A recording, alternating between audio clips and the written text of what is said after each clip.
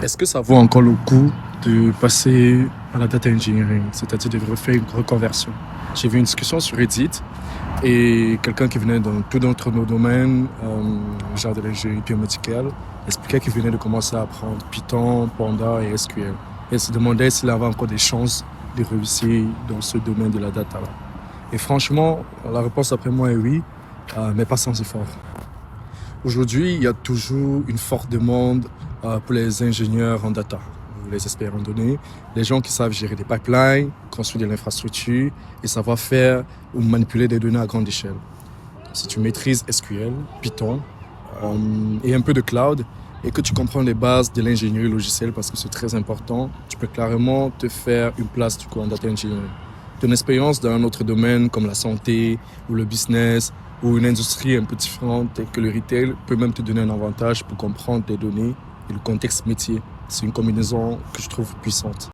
Je trouve cependant qu'il faut faire attention parce que ce n'est pas un métier facile. Donc intégrer la data quand on est débutant, surtout la data engineering, c'est souvent une extension du software engineering.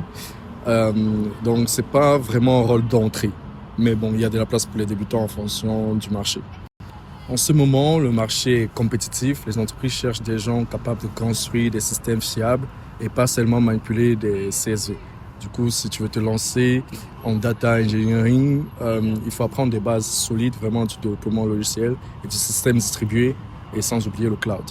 Donc, je pense qu'avant de foncer, il faut se poser ces trois questions-là. Donc, la première, c'est est-ce que tu aimes vraiment travailler sur la partie technique des données, donc faire en sorte que tout fonctionne en coulisses. La seconde, est-ce que tu es prêt à investir du temps pour apprendre des outils tels que SQL, Python, Airflow, etc., Spark aussi, etc., sachant que les outils évoluent très rapidement. Et la troisième, surtout, c'est est-ce que tu peux utiliser ton expérience actuelle pour te démarquer sur le marché du travail. Donc, je trouve que si tu réponds oui à ces trois questions-là, il faut foncer. Sinon, commencer par un rôle analytique ou orienté data science.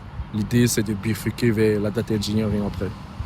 Du coup, pour moi, le dernier conseil surtout, c'est ne te concentre pas seulement sur les titres ou le poste, mais sur les compétences que tu construis.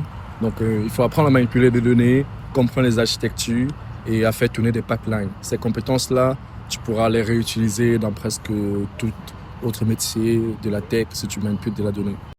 Donc, je pense, oui, ça peut valoir le coup de passer en data engineering, mais ce n'est pas un raccourci. C'est un chemin que je trouve qui demande du temps, de la pratique, beaucoup de pratique et aussi beaucoup de curiosité. Donc si tu es prêt à t'y mettre vraiment sérieusement, tu as clairement ta place en data engineering. À bientôt.